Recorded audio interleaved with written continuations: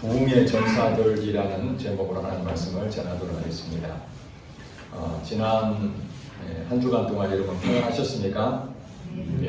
한 줄 묵상 아마 단톡방에 올린 걸 보셨을 것입니다. 그리고 지난주에 오셨던 분들 어떤 말씀을 들었는지 기억나실 것입니다. 오직 성령이 너희에게 임하시면 권능을 받고 예루살렘과 온 유대와 사마리아와 땅끝까지 이르러 내 증인이 되리라, 이 말씀을 전했습니다. 예수님께서 제자들에게 권면하신 말씀이고 또 명령하신 지상 복음을 전하는 지상 명령입니다. 그것이 제자들에게 뿐만 아니라 우리에게도 필요한 줄로 믿습니다. 제일 먼저 무엇이 필요하다고요? 성령이 임하시면 다음에 권능을 받고 그 다음에 증인이 되는 것입니다. 우리의 사명은 증인입니다. 누구를 증인으로 세워졌습니까? 예수 그리스도의 증인으로 세워졌습니다.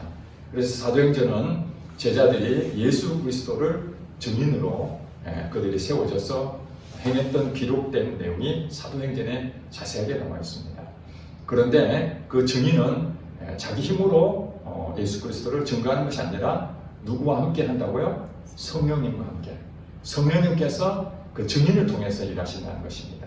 실질적으로 복음의 증거자는 사람일지 모르지만 그 주체는 성령 하나님이십니다. 교회가 세워졌습니다. 이제 초대교회에 많은 영혼이 구원을 얻는 놀라운 일들이 일어나게 됩니다. 그 이후로 2000년이 지나는 가운데에 교회는 망하지 아니하고 여전히 교회는 이 땅에 존재하고 있습니다. 우리나라도 교회가 한 6만 개 정도 된다고 합니다. 지금도 계속해서 교회가 개척되고 있고 또 어떤 교회는 문을 닫는 경우가 있습니다.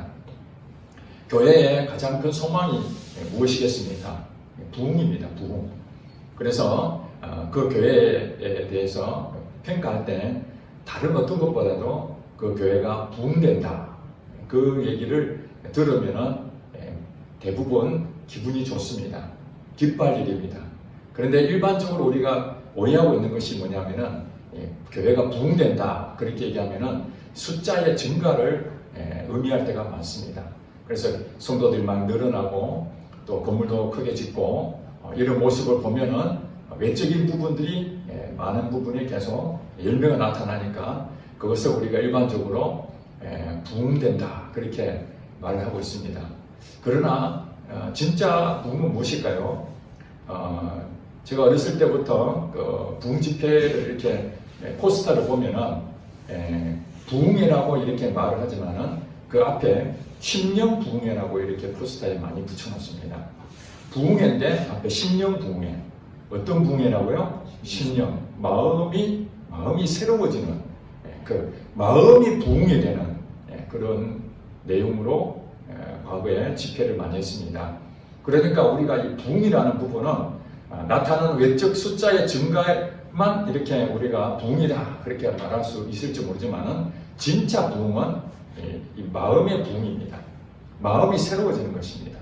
죽어있는 영적으로 메마르고 갈급하고 이런 상황에서 성령이 부어져서 그게 권능을 받고 다시 회복이 되는 이런 모습이 바로 부흥의 모습이거든요. 이런 부흥의 모습을 가지고 예수 그리스도를 증거하는 자가 바로 증인이 되는 것입니다. 그냥 교회 다니고 전도하고 그래서 증인이 되는 것이 아니라 성령의 권능이 임해야 되는데 그 성령의 권능이 임하는 부분들은 우리의 심령의 부흥이 일어나야 되는 것입니다. 그것이 참된 부흥이라는 것입니다. 하나님께서 이 겨자씨 교회에 15년 전에 세우시고 지금까지 인도해 오셨습니다. 물론 외적으로는 크게 눈에 보이는 증거들이 나타나지 않았을지 모릅니다. 그러나 우리가 실망하지 않는 것은 하나님께서 말씀하시는 것은 외적인 것이 아니라 무엇을 보신다고요? 중심을 보신다. 하나님의 성품은 외모로 갖추고 있는 사람은 외모로 보지만은 하나님은 중심을 보신다. 15년 동안 외적인 열매들은 눈에 보이지 않아서 그 교회가 부흥된다라는 소리는 못 들었을지 모르지만 내적인 면에서 정말 하나님과 깊은 교제가 일어나고 그 성령의 임재를 통해서 또 정말 하나님의 복음의 증거자로서 삶을 가지고 매일매일 주님과 교제하며 살아가고 있다면, 성령으로 살고 성령으로 행하고 있다면 그것은 바로 이미 부흥의 주역인 줄 믿습니다.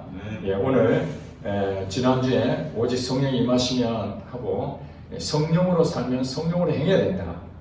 하나님께서 이 교회를 새롭게 변화시키고자 하는 부분에서 분명히 부흥이라는 부분들을 말씀하시는데, 그 부흥은 우리 외적인 부흥뿐만 아니라 우리 내면의 부흥, 가장 중요한 게 내면의 부흥이다.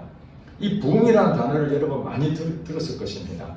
부흥은 재생되다, 회복하다, 다시 살아난다. 리바이벌, 영어로 리바이벌이죠. 다시 갈아 끼우다, 이런 얘기입니다. 그래서 우리가 그동안 침체되고 또 절망 가운데 있고 뭔가 답답하고 열리지 않고 막혀있는 이런 상황에서 하나님의 성령으로서 그것을 역사하실 때에 완전히 뒤바꿔지는 변화가 일어나고 새로운 그 활력이 생기고 열정이 생겨지고 이런 것들이 바로 부흥의 모습들입니다. 그런데 이 부흥이라는 것은 그냥 이루어지는 것이 아니라 반드시 우리에게 필요한 어떤 것들이 있죠. 부흥은 사람이 뭔가 열심히 노력해서 그 부흥을 이루려고 하는 경우가 많습니다. 특별히 교회에서 교회가 부흥해야 된다는 그런 어떤 압박감도 있고 부담감이 있다 보니까 대체적으로는 이 부흥을 숫자 증가로 이렇게 생각하는 교회들은 거기에 대한 부담감으로 계속해서 이 부흥을 이루기 위해서 온갖 인간적인 방법들을 다 가지고 옵니다. 사람들을 좀 더 편하게 할 수 있는 방법들, 또 우리 교회에 많이 나오게끔 할 수 있는 여러 가지 기법들, 프로그램들, 그것을 준비해 가지고 이렇게 해서 그것이 마치 성공하면은 하나의 모델이 되는 것처럼, 야, 그 교회가 부흥했다는데 우리도 한번 가서 배우자, 이런 모습들이 있지만은 실질적으로 인간의 노력으로는 부흥이 일어날 수가 없는 것입니다. 초대교회도 보면 인간의 노력으로 부흥이 일어나는 현장은 아무도 없습니다. 사도 베드로나 또 사도 바울이 가는 곳마다 성령의 역사에서 사람 심령이 변화되고, 또 복음이 증거돼서 또 치유가 나타나고 귀신이 떠나가고 하나님 복음으로서 변화되는 구원 얻는 자가 수가 늘어나는 일이 결국에는 성령님께서 하신다는 것입니다. 결국 숫자 증가도 인위적으로 얼마든지 성령 없이도 할 수 있는 것입니다. 얼마든지 사람의 방법으로도 사람을 가득 채울 수 있습니다. 그러나 하나님은 그걸 원하시는 것이 아니라 성령의 방법으로, 성령이 역사하시는 그 부흥이야말로 그것이 진짜 부흥이라는 것입니다. 그래서 지난주에 설교를 하고 그 다음에 이번 주에는 무슨 말씀을 전할까 그래 고민하다가 이제 본문도 정하고 또 거기에 대해서 말씀도 준비하는데 갑자기 떠오르는 것이 에스겔 37장 말씀이 떠올랐습니다. 여러분 교회를 오랫동안 다니신 분들은 오늘 37장 말씀을 대부분 다 알고 있을 것입니다. 이것을 전체적으로 다 설명할 수는 없지만은 이 마른 뼈에 대한 얘기거든요. 이 마른 뼈가 어떻게 살아나느냐 이 하는 내용을 하나님께 그걸 강력하게 전하라는 말씀을 묵상하다 보니까 사실 에스겔 37장이 에스겔이 그 환상 가운데 봤던 내용을 기록한 내용인데 이것이 사실은 부흥이라는 것을 알게 됩니다. 여러분도 아마 동의하실 겁니다. 이 내용 자체가 부흥에 대한 다시 살아나는 죽었던 그 영혼이 살아나는 그 환상이 바로 37장 말씀입니다. 잠깐 이게 보니까 에스겔이 하나님의 그 환상 가운데 뭘 보냐면 골짜기를 지나가는데 거기에 마른 뼈들이 있는 것을 사방에 있는 것을 보게 됩니다. 뼈들이 있는 거예요. 여러분 뼈만 남았다는 말이 무엇입니까? 이미 죽었다는 얘기죠.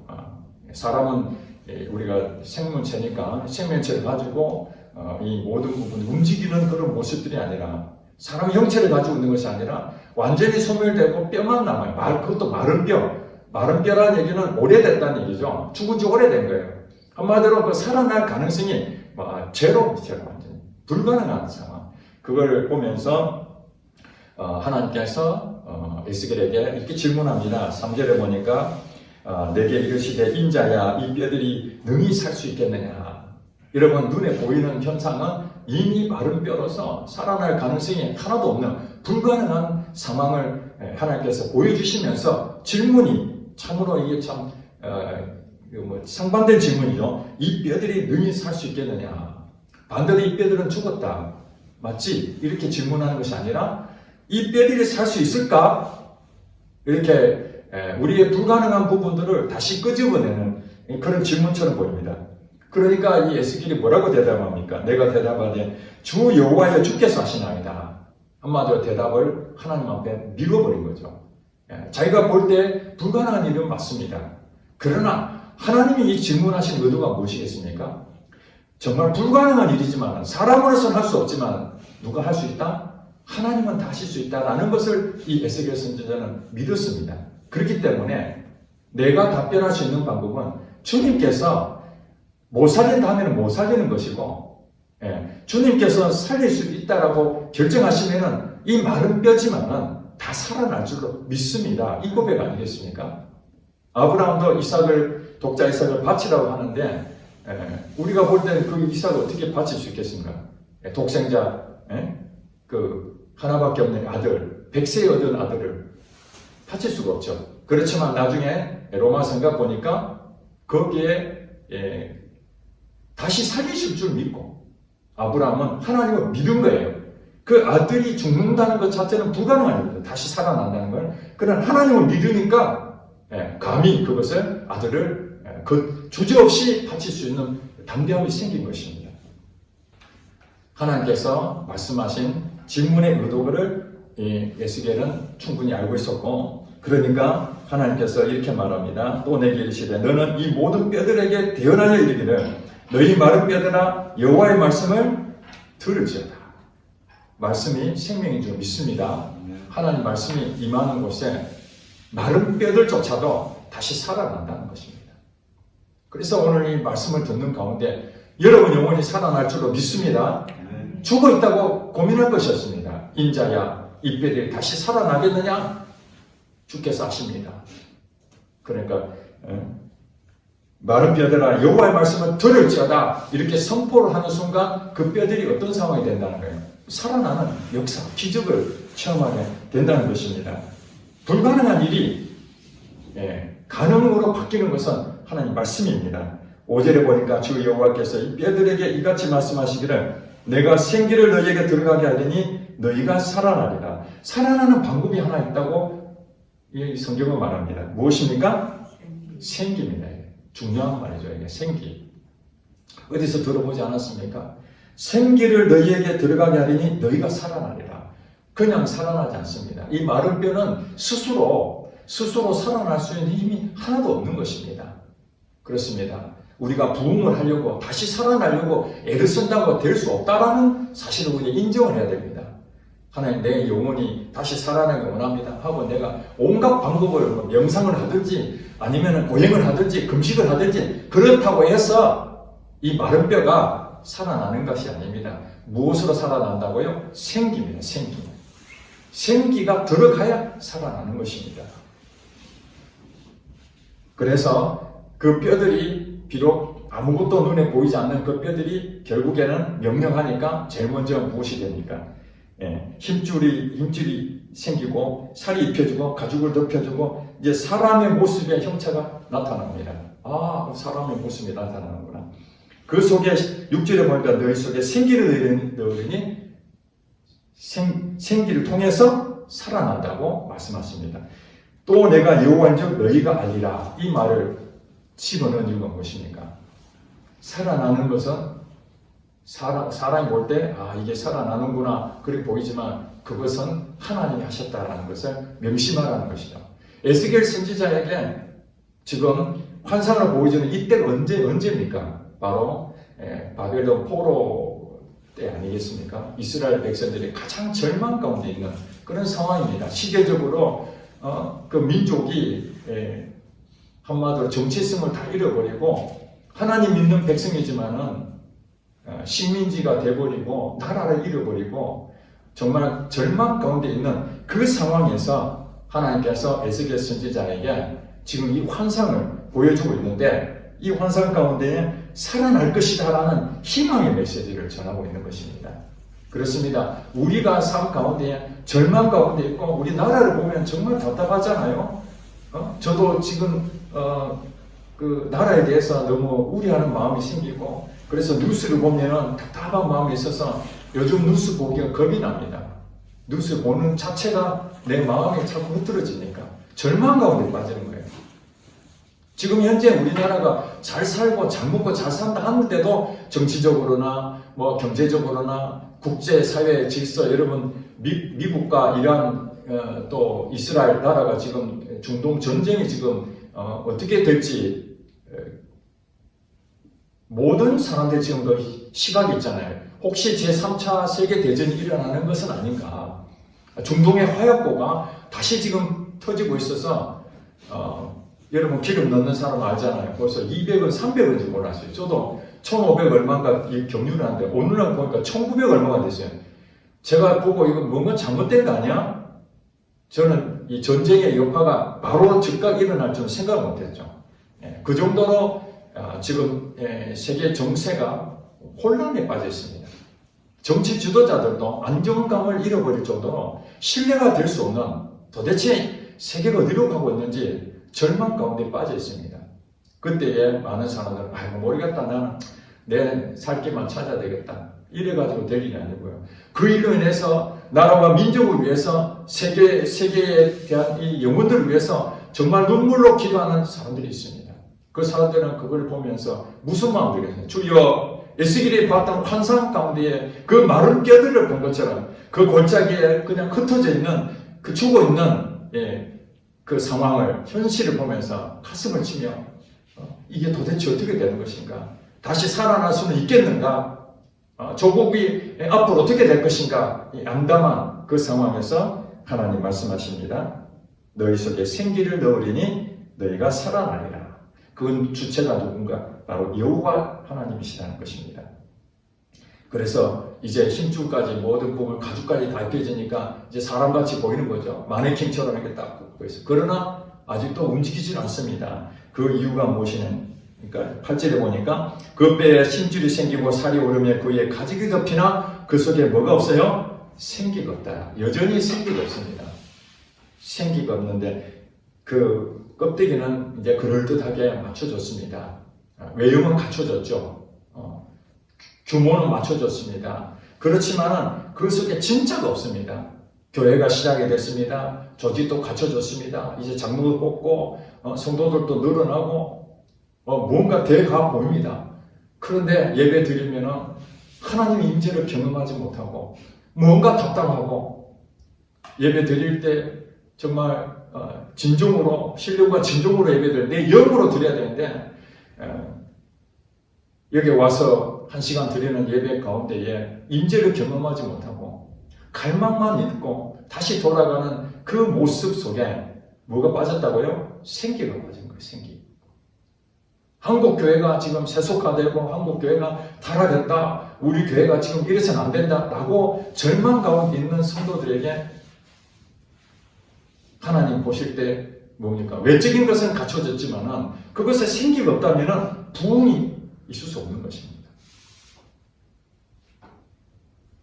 그래서 우리 일반적인 사람들이 교회가 부흥이 된다, 성도가 막 늘어난다, 이런 것들을 봤을 때에 그게 진짜 부흥인지 아니면은 인위적인 부흥인지, 외적인 조직만 갖춰져 있는, 생기가 없는, 가죽만 이렇게 덮여 있는 그런 것인지, 그건 나중에 보면 알죠. 거기 가서 보면은 성령의 임재를 경험하지 못하면은 그것은 교회라고 하지만은 죽은 교회가 되는 거예요. 그러면 희망이 없느냐? 죽은 교회가 많이 있으니까 희망이 없느냐? 오늘 희망을 주시지 않습니까? 그 속에 뭐가 들어가면 된다고요? 생기가 들어가면 된다. 생기. 이 생기는 우리 그 창세기에 보면은 하나님께서 흙으로 사람을 지으시고 그 코에 뭘 불어넣는다고요? 생기를 불어넣으니 곧 살아있는 영이 되지라. 하나님께서 아담을 지으실 때 흙으로 지었어요. 껍데기를 멋지게 지었습니다. 눈, 코, 입, 신체로 멋지게 해놨습니다. 그러나 그는 여전히 사람이 아닌 거예요. 하나님의 모습으로 껍데기는 닮았을지 모르지만 하나님의 형상, 그 하나님의 영, 하나님의 그 성품이 아직 우리 안에 두르지 않은 상태이기 때문에 그것은 아무것도 아닌 것입니다. 그런데 그 코에 생기를 하나님 영의 호흡이 들어가니까 비로소 하나님 형상을 닮은 사람으로서 온전해진 것입니다. 여러분, 우리 눈에 보이는 이 껍데기는요, 다 하나님께서 그냥 모양대로 각각의 개성에 맞춰서 여러분에게 주신 것입니다. 키가 어떻고 몸무게 어떻고 외모가 어떻고 아무리 갖춰놔도 외적인 부분들 가지고는 우리의 변화될 수 있는 삶을 살 수가 없습니다. 성령을 따라 사는 증인은 무엇이냐? 생기가 내 안에 들어와서 그 생기에 영향을 받고 사는 증인, 그 사람이 바로 하나님 원하시는 증인이라는 거예요. 10절에 보니까 내가 그 명령대로 되어나 했더니 생기가 그들에게 들어가면 그들이 어떻다고요? 곧 살아나서 일어나 서는데 극히 어떻답니까? 큰 군대더라. 마른 뼈들이 있었을 때는 사실은 오합지졸 아무것도 아닌 뭔가 할 수 없는 무능력한 그런 모습이었는데 이제 하나님 말씀이 그 속에 들어가니까 죽었던 영혼들이 막 살아나서 살아난 것이 한두 명이 아니라 어떻다고요? 큰 군대를 이뤘다. 큰 군대. 왜 이런 표현을 했을까요? 그냥 많은 사람이 살아났다 이렇게 표현할 수 있는데 큰 군대로 이렇게 말한다는 것은, 근데 군대는요 군인들의 그 집합체 아닙니까? 전투에 임하는 사람들이 군인입니다. 그래서 그때 전쟁에서 아주 제대로 싸울 수 있는 능력을 갖춘 사람이 용사, 전사 그렇게 말하지 않습니까? 전쟁에서 싸우는 군사를 전사라고 합니다. 큰 군대가 됐다는 것은 바로 이제 힘을 갖춘, 살아는 났는데 힘이 없는 그런 상태가 아니라 영적으로 무장이 되어 있는 용감한 용사, 전사와 같은 모습으로 완전히 타박금 되어버린 것입니다. 그 얘기는 무슨 얘기냐면은 영적으로서 이제 승리할 수 있는 그 모든 것을 갖춰져 있는 상태죠. 이것이 바로 성령과 함께하는 증인이라는 거예요. 초대교회가 그랬습니다. 힘이 없는, 교회는 다니고 하나님 믿긴 믿지만 믿음도 연약하고 악한 영이 역사하면 그냥 도망가 버리고 목숨이 위태로우면 숨어버리고 이런 부분들이 된다면 이게 전사라고 할 수가 없는 거죠. 하나님께서는 살아났는데 그냥 살아난 것이 아니라 대단히 무장이 되어 있는 큰 군사로서 이제 그들을 세웠다. 그런데 이 뼈가 도대체 무언가 우리가 해석을 해야 될 거 아닙니까? 도대체 이 마른 뼈가 뭐냐? 그 설명을 이제 11절에 설명해 줍니다. 에스겔에게 마른 뼈를 보여주고 거기에 이제 사람이 다시 회복되는 과정 가운데 생기가 들어갔더니 큰 군대를 이뤄가는 그 모습을 환상감을 보여주면서 11절에 또 내게 이르시되 인자야 이 뼈들은 누구라고요? 이스라엘 온 족속이라. 그들이 이르기를 우리의 뼈들이 말랐고 우리의 소망이 없어졌으니 우리는 다 멸절되었다. 이스라엘 백성들, 그 당시에 바벨론 포로에 잡혀갔던 그 사람들이 바로 마른 뼈라는 겁니다. 희망이 없고 절망 가운데 있는 이스라엘 백성들이 어떤 마음을 가졌겠어요? 하나님 백성인데 우리나라가 멸망당했고 어떻게 하면 됩니까? 이제는 끝입니다. 우리 후손들이 어떻게 살아갈지 우려가 됩니다. 우리 한국교도 그렇잖아요.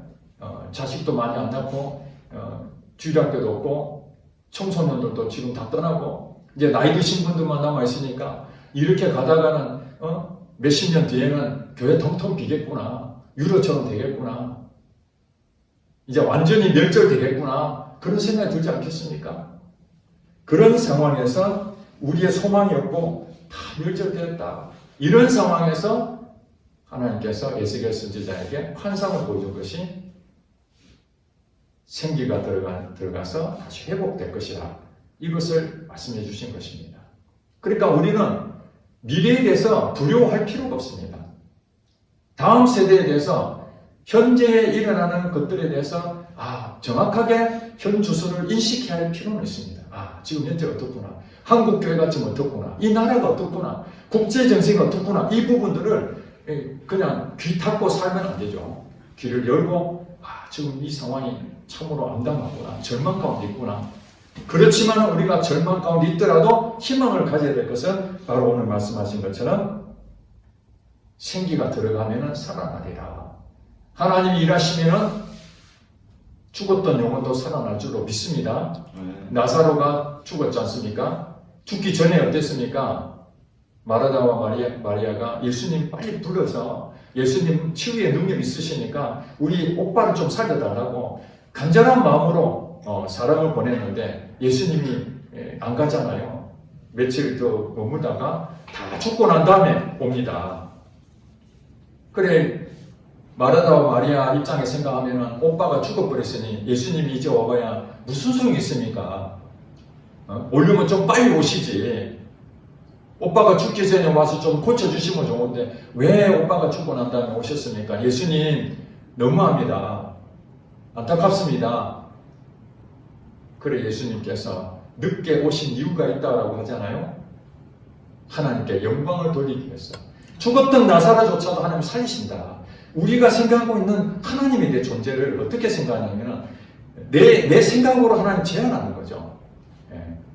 죽었다가 살아날 수 있는 그 하나님을 생각하지 않고 그저 병 정도는 고칠 수 있을 것이야.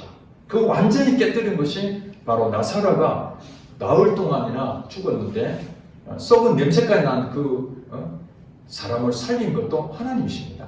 마찬가지로 우리 눈에 볼 때에 이거 아무것도 아니야. 야, 도대체 뭐 이 교회가 벌써 15년이 됐는데 뭐 눈에 보이는 게 아무것도 없고 멸절된 것 같이 보이고 절망 가운데 있어. 이제 문 닫아야 되지 않겠어? 교회 해봐야 무슨 소용이 있겠어? 뭐 저도 그런 생각 가끔 해봤습니다. 구미에 교회가 뭐 한 200 몇십 교회가 있는데 우리 성도들 큰 교회들 괜찮은 교회들 많으니까 그 흩어져도 괜찮은데 왜 하나님께서 굳이 구미 겨자씨 교회를 세워가지고 여기에 뭐 교회가 없어서 운영하려고 여러분 헌금을 통해서 뭐 그냥 한 달 이렇게 버텨나가려고 그런 교회도 아니고 굳이 왜 하나님께서 이 구미 겨자씨 교회를 세웠을까? 그런 생각도 해봅니다. 완전히 멸절당한 것처럼 이스라엘 백성들이 느꼈던 마른 뼈와 같은 그런 생각이 저도 그런 느낌이 들 때가 있습니다. 그럼에도 불구하고 제가 희망을 놓지 않았던 이유는 바로 에스겔 선지자에게 하나님 말씀하시는 거예요. 인자야, 이 뼈들이 다시 살아날 수 있겠느냐? 바로 그 질문 앞에 사람은 할 수 없으나 하나님은 다 하실 수 있다는 그 말씀. 저는 그 말씀을 믿거든요. 여러분은 어떻습니까? 여러분 현실 속에서 정말 직장이든 가정이든 여러분 재정 문제든 어떤 부분의 건강 문제든 여러분 생각했을 때 좀 불가능하다. 이거는 내 힘으로는 도저히 가능성이 없어 하는 것이 있습니까? 그것이 여러분에게 마른 뼈입니다. 마른 뼈. 여러분이 보는 에스겔 선지자가 그 환상 가운데 봤던 그 골짜기의 마른 뼈를 보는 것처럼 여러분이 보는 그것이 바로 마른 뼈와 같은 그 의미입니다. 영적 의미로. 내 힘으로 안 되는구나. 그때 하나님께서 여러분에게 그렇게 질문합니다. 딸아, 네가 보는 그것에서 다시 그것이 회복되겠는가? 여러분 생각할 때 하나님 되겠습니까? 내가 이것을 위해서 얼마나 많이 애를 썼는데 안 되죠. 내가 그 사람을 위해서 얼마나 오랫동안 기도하고 구원받게 해달라고 기도했는데 여전히 그는 하나님을 인정하지 아니하고 그렇게 그 자리에 머물러 있는데 안 되죠. 내가 아무리 노력해도 재정에 거기서 해결할 점이 없는데 안 되죠. 내 몸 아무리 건강을 찾으려고 애를 써도 건강을 회복하지 안 되죠. 이런 것들이 여러분 앞에 있었을 때에 하나님이 말씀하십니다. 이 뼈들이 능히 살 수 있겠느냐 하면 우리 고백은 무엇입니까? 주 여호와께서 하시나이다. 하나님은 하실 수 있습니다. 나는 할 수 없지만 하나님은 하실 수 있습니다. 하나님 15년 동안 눈에 보이는 거 아무것도 없지만 하나님이 오늘 이곳에 생기를 불어넣으시면 바로 성령이 임하시면 이곳에서 기적이 나타날 줄로 믿습니다. 그런데 여러분, 이 부흥의 전제 조건이 무엇이냐면요, 하나님이 일하실 때 회개의 역사를 일으키시는 겁니다. 부흥의 현장을 보면요, 그냥 부흥이 일어나는 것이 아닙니다. 심령의 부흥은요, 통회하고 자복하는 일입니다. 다윗이 간음죄를 범하고 살인죄를 범하고, 그래서 나단 선지자를 통해서 그 죄를 지적받고 얼마나 부끄럽겠습니까? 하나님 앞에 자기 상한 심령을 통회하는, 자복하는 시편 51편의 말씀을 통해서 그가 처절하게 고백하잖아요.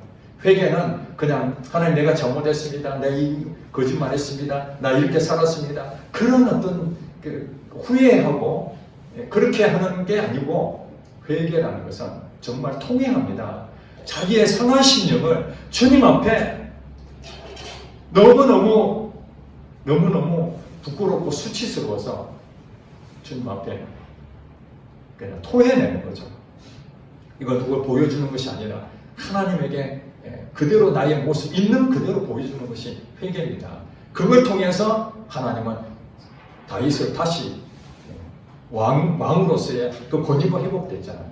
어려움도 당하지만 끝까지 하나님 그를 지켜주시는, 내 마음이 아픈 자다, 그렇게 인정을 받았잖아요. 우리나라에도 부흥이 있었습니다. 그것은 우리 교회사 가운데 굉장히 큰 보물입니다. 그래서 많은 우리 후배 믿음의 사람들은 그 부흥의 현장을 경험했던 선배들의 모습을 기다리며 한국교회가 다시 부흥하기를 소망하고 있습니다.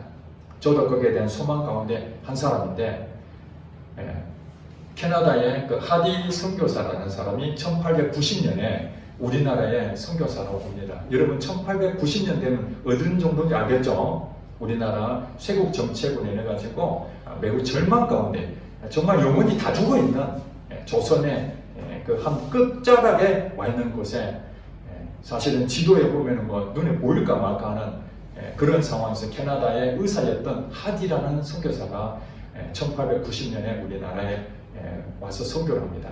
그 의사였기 때문에 병자들을 치료하고 교회도 세우고 학교도 세우고 그 다음에 병원도 세우고 정말 와서 최선을 다했습니다. 13년 동안이나 열심히 노력했는데 또 불구하고 이 조선 사람들은 마음의 문을 닫아놓고 있는 것입니다. 신방을 하러 갔더니 보니까 술상을 차려놓고 거기에 성경 공부하고 있습니다. 그 다음에 교인이라고 하는 사람이 횡령하고 사기치는 것을 보게 됩니다. 얼마나 기가 막힙니까? 자기가 이렇게 열심히 하면은 눈에 보이는 조선 사람들이 막 그냥 사람들이 바뀌고 하나님 믿고 구원 얻는 수가 늘어나고 이런 걸 기대했는데, 그냥 치료받으면은 그때뿐이고 교회도 잘 안 나오고 교회 나온 사람조차도 정말 변화되는 모습이 없어서 그가 1903년도에 그런 마음 갖습니다. 13년 되면서 이 도대체 왜 이렇게 부흥이 되지 않을까? 이건 조선 사람들의 그 영적 상태가 너무 문제가 많구나. 그리고 자기 자신은 지금 엘리트 아닙니까? 캐나다에서 의사였죠. 그 백인의 우울감, 이 교만한 마음도 있고, 그 다음에 그가 13년 동안 열심히 사역을 했는데 나중에 고백합니다. 성령 없이 사역했다. 여러분, 얼마든지 선교사지만 정말 자기 목숨 바쳐서 선교사 나갔던 이 사람조차도 자기의 의술을 믿고 자기 재능을 가지고 자기는 그래도 미개한 이 사람들과 다르다, 그런 마음으로 영적으로 무딘 이 조선 사람들에 대해서 비난하고 비판하고 정죄했던 그 모습이 언제 깨어졌는가? 여성 그 외국인 선교사들이 모여서 성경 공부하고 기도하는 모임에 이 하디 선교사가 강사로 초청받았습니다. 그래서 말씀을 전하는 가운데에 그가 깨달았습니다. 부흥이 되지 아니하고 성령 없이 사역을 하고 이런 모습들이 미개한 영적 수준이 낮은 조선 사람들의 문제가 아니라 바로 내 자신이구나. 내 자신이 교만한 자유구나. 거기서 통곡하고 회개했다라는 것입니다. 그 회개를 통해서 조선 사람들도 그 회개에 들었던 하디 선교사의 그 말 진심을 받아들이고, 조선 사람들도 자기도 또 죄를 고백하고, 거기서 회개가 나타나면서 부흥의 역사가 일어납니다. 그래서 그것이 그 유명한 1903년 원산 부흥운동입니다. 원산 부흥운동을 인해가지고 이제 거기에 흩어졌던 많은 기독교인들이 서울, 그 다음에 제물포, 평양, 전국적으로 확산이 됩니다. 그러다가 이제 1907년도에 1월 달에 부흥 사경회를 이제 장대인교회에서, 평양의 장대인교회에서 이렇게 하는데, 그때에 길선주 장로라는 사람, 나중에 이제 목사가 됐지만은 길선주 장로라는 사람이 앞에 나갑니다. 앞에 나가서 이런 고백을 합니다. 자기가 아간입니다. 아간. 여러분 아시죠? 아간. 여리고 성에서 물건을 취하지 말아 했는데 그것을 도둑질했습니다. 그걸 숨겨서 그걸 멸망당했던 사람이 아간이거든요. 그래, 길선주 장로가 앞에 나와서 그렇게 고백합니다. 내가 바로 아간입니다. 왜 아간이라고 고백했냐면 자기 친구가 죽으면서 유언을 남겼는데 돈을 얼마 가지고 있는데 이 돈을 자기 가족에게 전해달라. 그리고 믿었던 이 길선주에게 전달하고 죽습니다. 그러면 그 길선주가 이 돈을 가지고 그 유족들에게 전달해야 되는데 욕심이 생겨서 그 돈을 자기가 주지 않냐고 자기가 착취를 한 겁니다. 그것이 너무 마음에 괴로워서, 여러분 고백 안 하면 누가 알겠습니까? 아무도 모르죠. 자기 혼자 알고 있으니까 입 싹 닫으면은 누구도 모릅니다. 그런데 하나님께서 그 길선주 마음에 생기가 불어 들어가니까 마른 뼈 같은 영혼이 죽었던 그 안에 바로 뛰쳐나가서 사람들 앞에 고백합니다. 내가 바로 아간입니다. 내가 친구 돈 훔쳤습니다. 난 죄인입니다. 하고 고백할 때에 거기에 많은 사람들이 너도 나도 일어나서 나도 죄인입니다. 나도 죄인입니다. 여러분 그 현장을 생각해 보세요. 한 사람 나와서 내가 죄인입니다 하고 눈물 흘리면서 고백할 때에 사람들이 그래 저 사람 끌어내라, 저 죄인 처단해야 된다, 제명해야 된다 이렇게 안 하고 나도 죄인입니다. 나도 숨겨뒀는데 나도 이런 죄를 졌습니다 하고 사람들이 너도 나도 막 합니다. 그래서 기도하는데 같이 나와서 서로 기도하려고 그러니까 사회를 봤던 외국인 선교사가 잠깐 멈춥니다. 거기에 참석했던 600여 명 모든 사람들에게 제안을 합니다. 여러분 개개인적으로 나와서 기도하지 말고 우리 함께 하나님 앞에 부르짖어 기도합시다. 그래서 600여 명이 함께 통속으로 기도해서 마치 하늘에 물이 막 그냥 폭포수처럼 쏟아지는 그 현장을 그 선교사님이 표현했습니다. 그 자리가 얼마나 자문했던지. 그 기도가 무슨 기도였겠습니까? 뭐 돈 달라고 기도했겠습니까? 병 고쳐달라고 기도했겠습니까? 내가 죄인입니다. 회개 기도를 거기서 함으로써 한국교회 부흥이 1903년 원산 부흥운동을 통해서 일어났던 부흥이 1907년도에 마침표를 찍었습니다. 전국적으로 이 회개 운동이 일어나게 됩니다. 이것을 우리가 평양 대부흥운동이라고 말하고 있습니다. 그렇습니다. 저는 이 말씀을 준비하면서 만약에 하나님께서 우리나라의 부흥의 현장을 이룬다면 어느 지역이 부흥이 될까? 여러분 그걸 생각해 보셨습니다. 오래 전부터 개척하면서부터 생각한 겁니다. 저는 서울이나 전라도 쪽에는 부흥이 안 일어날 것 같아요. 왜 그렇습니까? 서울 그 강남이 30% 정도 된다고 해요. 기독교인이. 전라도도 한 30% 기독교인이 된다고 해요. 근데 경상도는 10% 미만입니다. 경상도는. 그런데 구미는 어느 정도냐면은 5%가 안 됩니다.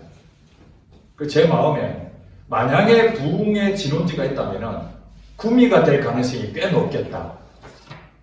여러분 동의 안 하실지 모르지만 제 마음은 그렇습니다. 왜냐하면은 아이고 구미에서 무슨 부흥이, 그래도 어느 정도의 규모를 갖추고 부흥의 조건을 갖출 만한 곳이 있다면은 야 그렇지 그 정도 돼야 부흥이 되지 이러는데 구미 지역에 부흥이 일어난다고? 그게 말이나 돼? 여러분 미국에 얼마나 큰 대도시가 있습니까? 그런데 여러분 아시잖아요. 작년인가 재작년에 에즈버리 그 부흥운동이 일어났다잖아요. 그것도 한 캠퍼스에서 변방에 그런 곳에서 하나님 일하시잖아요. 그래서 저는 꿈을 꿉니다. 하나님 이 구미 땅에 정말 복음이 불모지와 같은 이곳에 성령의 불이 임하기를 원합니다. 이곳에 생기가 불어지기를 원합니다. 하나님, 우리 국민 겨자식교회 사실은 누가 봐도 부흥될 조건이 없지만은 하나님, 어떤 교회는 정말 사람 인적 자원도 있고 돈도 있고 건물도 있고 부흥이 일어난다면 이런 곳에서 일어나겠다. 모든 사람이 주목하고 있을 때 전혀 예상치 못했던 뭐 이런 교회가 무슨 부흥이야. 그래서 희망을 갖습니다. 오늘 이스라엘 백성들이 마른 뼈로 있는 그 상황에서 절망 가운데 소망이 없는 이런 상황에서 하나님께서 다시 이렇게 세우셔서 큰 군대로 부흥의 주역을 만드는 그 일을 하나님 하신다는 겁니다. 그래서 저도 꿈을 품습니다. 마른 뼈와 같은 우리의 모습, 이 현장이지만 하나님께서 이곳에 오게 하시고 이곳에서 하나님 일하시겠다는 그 말씀을 저는 확실히 믿습니다. 사람은 알 수 없으나 하나님은 다 하실 수 있다라는 그 사실을 저는 믿습니다. 여러분은 어떻습니까? 현실을 봅니까? 아니면 하나님의 말씀을 봅니까? 하나님 말씀이 그렇습니다. 생기가 거기에 들어가게 되면 살아날 것이다. 그 결론의 내용이 14절에 나옵니다. 내가 또 내 영을 너희 속에 두어 너희가 살아나게 하고 내가 또 너희를 너희 고국 땅에 두리니 나 여호와가 이 일을 말하고 이룬 줄을 너희가 알리라. 여호와의 말씀입니다. 자, 여호와의 말씀이 내 영이 너희 속에 들어간다. 내 영이 누굽니까? 성령이시죠. 성령님이 우리 안에 임하시면 권능을 받고 성령을 따라 행하는 증인으로서 살아가고 있는 이 모습이 바로 하나님 원하시는 극히 큰 군대이라 라는 말씀입니다. 이것이 약속의 말씀인데 600년 뒤에 에스겔 선지자 이후에 600년 뒤에 초대교회가 마가다락방을 통해서 사도행전 2장에 성령이 임하셔서 거기에 모였던 120명의 사람들이 변화되고 그걸로 인해서 큰 군대를 이루어서 오늘 2000년이 지난 지금까지도 교회는 사그라들지 아니하고 가는 곳마다 살아나는 역사가 일어난 줄로 믿습니다. 바로 우리도 지금 현재 눈으로 보는 것이 아니라 미래에 하나님께서 이 교회를 통해서 어떻게 역사하실지 비록 현재는 마른 뼈와 같지만 이 생기가 이곳에 하나님 영이 이곳에 또 여러분 안에 임할 때에 그것이 살아있는 증인으로서 여러분을 쓰실 줄로 믿습니다. 기도하겠습니다.